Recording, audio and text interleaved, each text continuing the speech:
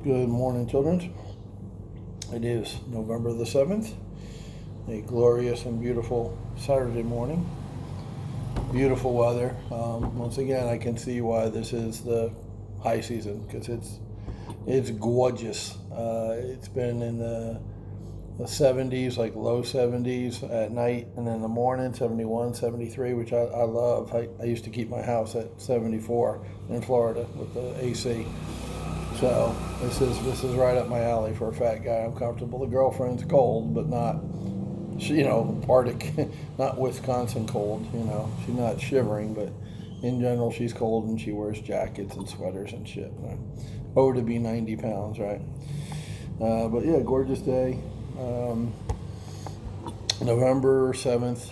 The three most costly words in the English language are "I haven't time."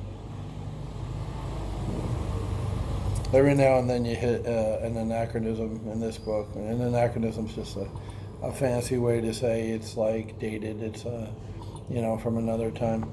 I think what they actually used to say is "I haven't the time." I think that was the phrase like 100 years ago. I haven't the time, but nobody now is ain't nobody got time for that. Right? Look at the difference 100 years makes. I haven't the time to. Ain't nobody got time for that. Yeah, shit's changed. Anyway, I haven't time.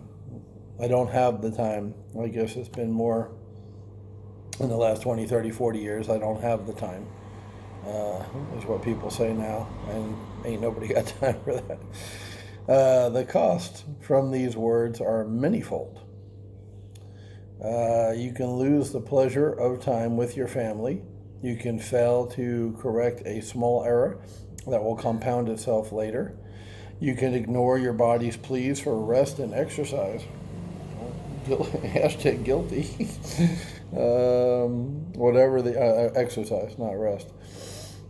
Whatever the instance, do not allow a supposed lack of time to prevent you from doing the things that preserve your happiness. There are many ways to organize your time better so that you have freedom to do what needs to be done. A good leader always has a trusted associate to carry part of the burden during a difficult period, and anyone can turn to PMA, which is positive mental attitude, to find the energy to do a job faster and better. If you're constantly pressed for time, you may need to engage in a wholesale analysis of the way you work. But never let the lack of a few minutes hold you back from anything you want or need to do. So basically what he's doing with that paragraph is eliminating an excuse, right? He's saying this is one reason why people aren't reaching their goals or performing at their peak performance is because they have bad time management. And it's like a self-fulfilling prophecy where if you really believe you don't have time, oh, by the way, naked haircut yesterday. There you go. Sheep shearing. Some naked sheep shearing went on yesterday. So if you really tell yourself and believe that you don't have time, well, guess what? You won't have time. But there are a lot of inefficiencies in everybody's day, including mine. I'm by no means I'm no expert at efficiency and time management, but I managed it enough to, well, part of that's not true. I didn't really manage it that well. My answer was just to work ungodly hours for 4 years. That's how I did my time management. I'd get to work around 9:30, 10, and I'd be there till 9:30, 10. Going out to dinner, going out to lunch, but otherwise I was at the desk, which is one of the reasons I got the giant gut. But anywho, if there's something that I could work on to be better, that would be it, time management, because I need to be more efficient, and I think most people do. And it can be as simple as Napoleonsky, our buddy Napoleon Dynamite, says, which is just focusing on it, paying attention to it. You can get better, being aware of it.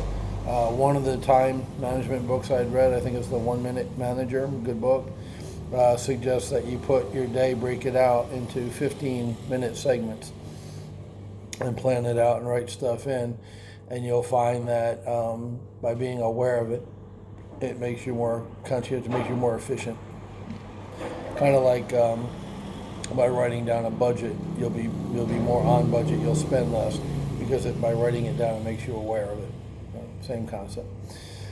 So that's it for today. No politics. Positive mental attitude, action. That's it. And I'll let you all sort out the mess you got going on back home. Be good.